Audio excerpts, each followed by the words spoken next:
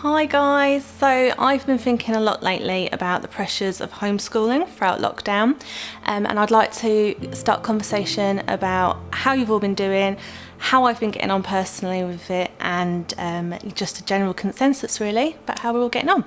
So I had big ideas, I had big plans, and I felt really enthusiastic about the whole situation. And then the reality of everything really kicked in, and the natural anxiety that came with the virus and our own mental health, and trying to juggle working two different jobs whilst my husband was away working a lot, and with two children, different school ages. It's very difficult to teach two children of different abilities.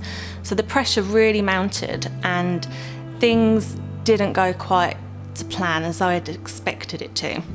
Homeschooling kind of went out the window, if I'm really honest. I'm ashamed to admit that sometimes, because it's a huge parenting fail on my behalf. That's what I thought anyway. Seeing everything on social media, people have some amazing ideas, and some people have done absolutely wonderful things with their children. So I'd often find myself scrolling through, judging myself, comparing myself in terms of homeschooling and activities, and it would often make me question my own ability, and I would find myself comparing what other people had done, and then I'd start feeling guilty and nervous about it, and I'd start doubting myself, worrying about how behind they would be when they get back to school. But I think the main thing that I've come to accept and that I've learnt from all of this is that my girls are happy and they've learnt other things. So not necessarily, they've not been focused on a curriculum and a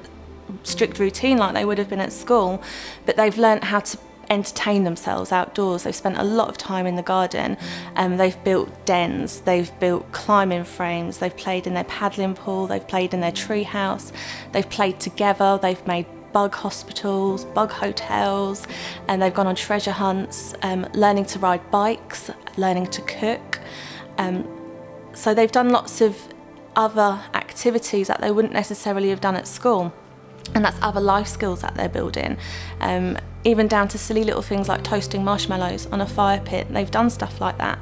So I shouldn't be so hard on myself when it comes to comparing what they've learnt academically to what they're learning life skill wise, when really in hindsight what we should learn throughout all of this is that all of our circumstances are different and our children are different. Some children are it's quite easy to get some children to sit down and listen and learn to mummy or daddy, but some children my youngest included, isn't a big fan of sitting down and learning with me. So I think what I can take from this is that I shouldn't be too quick to judge myself.